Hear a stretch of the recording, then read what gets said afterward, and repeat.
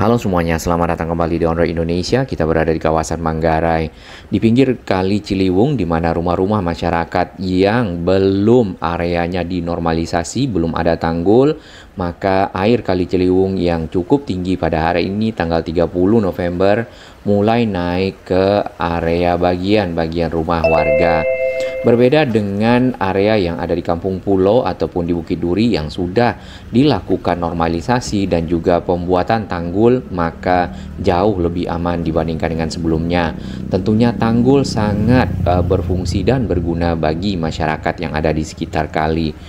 Pada awal pembuatan tanggul dan normalisasi yang ada di Kampung Pulo sempat mendapat perlawanan dari masyarakat yang berdomisili ataupun yang memiliki hunian di pinggir kali tersebut.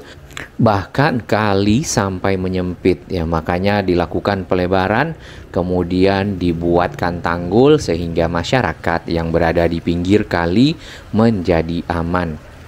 Kurang lebih seperti ini yang ada di sekitar kawasan Bukit Duri ke arah Manggarai.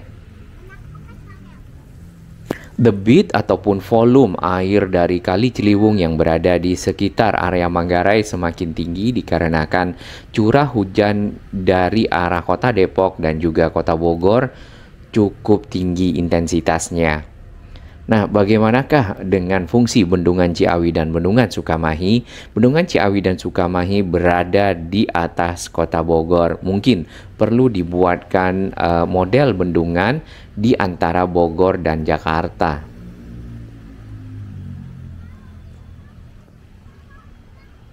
Aliran air di sini sudah jauh lebih bersih dibandingkan dengan sebelumnya dikarenakan sampah-sampah sudah disaring di berbagai lokasi, termasuk salah satunya di TB Simatupang. Baik, ini adalah kawasan Kali Ciliwung yang tadi di awal pada saat air masih rendah dan dalam kondisi normal. Rumah-rumah masyarakat yang berada di pinggir kali, bagian belakangnya kaki-kakinya ada di dalam air. Termasuk yang di bagian sisi kiri atau arah selatan, di sana masih ada bahkan kamar mandi, kemudian dapur ya. Dan itu sudah terjangkau oleh air pada hari ini. Baik, di manakah posisi dari rumah-rumah tadi ataupun kawasan Kali Ciliwung dengan kondisi yang menyempit dikarenakan adanya banyak rumah-rumah masyarakat berada di pinggir kali. Baik, ini adalah Jalan Slamet Riyadi yang tersambung dengan Jalan Manggarai Utara dari arah Matraman.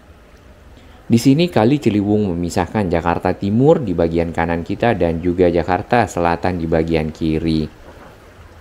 Kita berdiri persis di atas jembatan ini dan melihat ke arah utara, di mana aliran dari Kali Ciliwung menuju ke pintu air Manggarai. Di sini karena memang belum ada normalisasi, jadi Kali Ciliwung agak menyempit ya. Mungkin bisa dikatakan ada bagian yang menyempit dikarenakan sisi belakang rumah sudah menjorok sampai ke dalam kali. Seperti ini.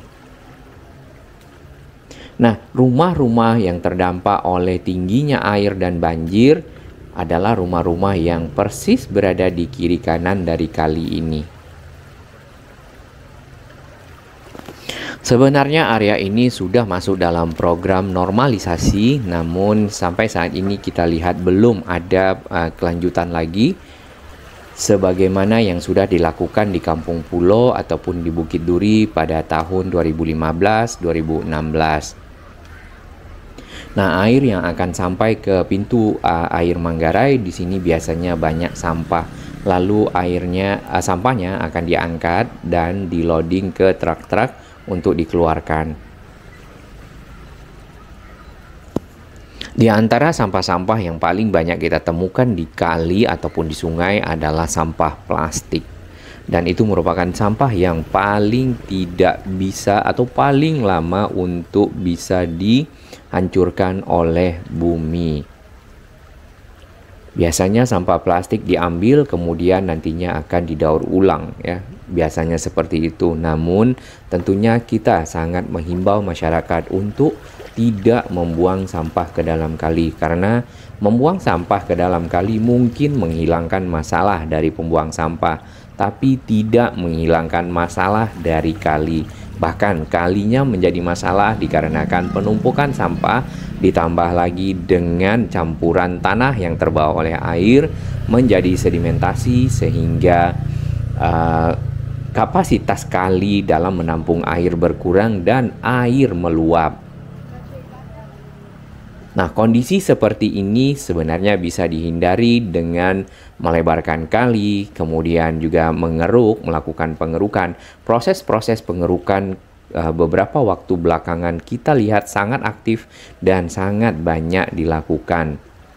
Semoga kapasitas Kali Ciliwung di Kampung Pulau, kemudian di Kebon Baru ya makin bertambah dengan dikeluarkannya sedimentasi keras yang sebelumnya sampai menjadi bukit, bahkan ada yang sudah banyak tanamannya. Baik, kita akan pindah agak ke tengah untuk melihat lebih banyak area yang di bagian ujung. Tampak di bagian kanan rumah-rumah warga di sisi belakang sudah ada yang tercapai oleh air. Biasanya seperti itu sering ditempati oleh binatang-binatang yang terbawa air kemudian naik ke rumah-rumah. Waktu itu kita sempat melihat ada biawak ya, sempat naik ke belakang rumah warga yang ada di bagian sisi kanan. Yang di sisi kiri kita lihat sudah jauh lebih tinggi airnya menggenangi bagian dapur dan juga kamar mandi, seperti yang ada tulisan MA di sana.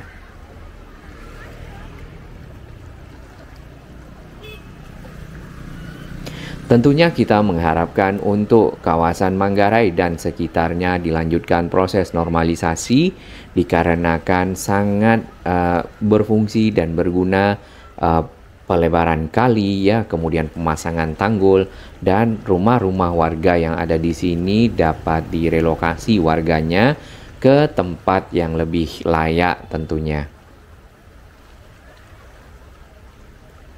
Di depan sana itu adalah rel kereta beserta jembatannya, di mana kalau kita naik dari arah Jatinegara menuju ke arah Manggarai, maka kita akan melihat di bagian bawah perumahan yang cukup padat di pinggir Kali Ciliwung. Di sini Kali Ciliwung berbelok ya dari arah Kampung Pulau Bukit Duri menuju ke arah pintu air Manggarai.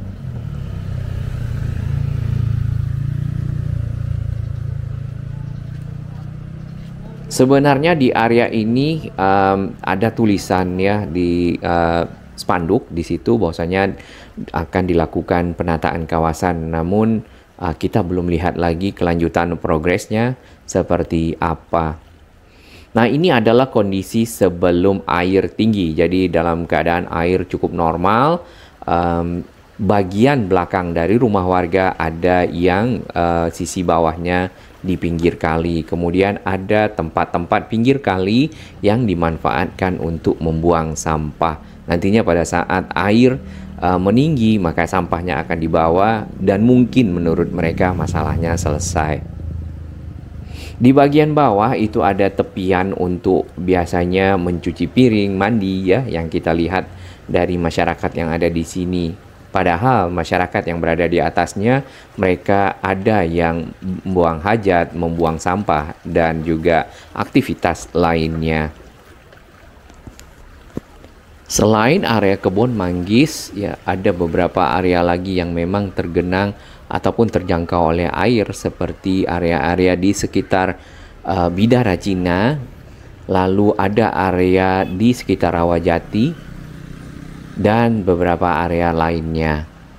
Nah, semoga area-area tersebut sudah mulai dilanjutkan kembali program normalisasi sehingga masyarakat dapat hidup lebih baik ya, terutama yang berada di pinggir kali seperti ini.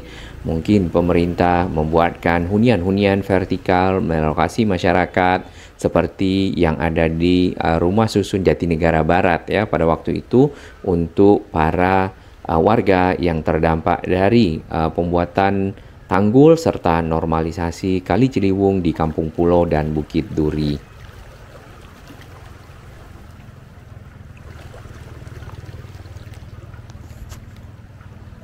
Lalu bagaimanakah dengan Sodetan Ciliwung? Nah, nanti kita akan lihat apakah Sodetan Ciliwung sebenarnya berfungsi ya, atau air tidak masuk ke sana. Lalu bagaimana air itu keluar di outlet di sekitar Kanal Banjir Timur? Harusnya paling tidak air yang dapat masuk ke Sodetan adalah 10% dari total air yang lewat atau volume air yang lewat di Kali Ciliwung ini dan dialirkan ke KBT.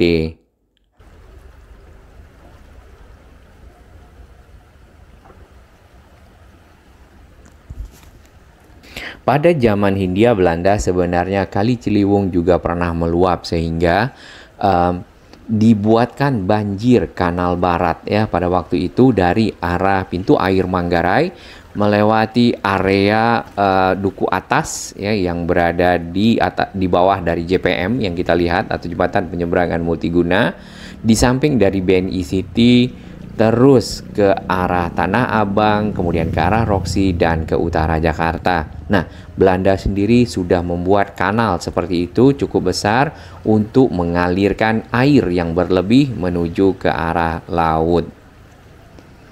Sebenarnya ada langkah pemerintah membuat kanal banjir timur, hanya saja Kali Ciliwung itu tidak tersambung langsung dengan KBT sehingga dibuatkan tunnel atau terowongan yang kemarin sempat kita bahas ya. Ada 2 terowongan di mana masing-masing diameter dari terowongan tersebut adalah 3,5 meter dengan kapasitas air yang bisa dialirkan adalah 60 meter kubik.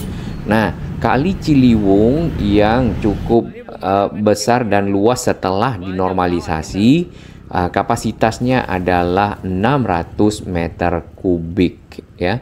Jadi 1/10 dari total volume Kali Ciliwung rencananya ataupun implementasinya diharapkan dapat lewat dari 2 terowongan tersebut menuju ke Kanal Banjir Timur. Sebenarnya paling bagus mungkin ada kanal seperti Belanda membuat ya, kanal ataupun kali. Namun tentunya butuh lahan dan juga pembebasan yang akan makan waktu yang cukup panjang lagi ya. Air Kali Ciliwung kalau kita perhatikan di sini berwarna coklat. Berarti air mengandung tanah. Nah, biasanya tanah-tanah tersebut akan menjadi sedimentasi bercampur dengan sampah. Oleh itu, proses pengerukan yang dilakukan secara berkala oleh Pemprov ya kita apresiasi. Ini jualan tisu apa bagaimana? Karena tentunya dengan pengerukan berkala maka kapasitas dari kali tetap terjaga dan tidak menjadikan sedimentasi di dalam kali membentuk bukit sehingga mengurangi kapasitas kali menyempit. Tentunya air akan meluap. Kita akan lihat sodetan berikut ini.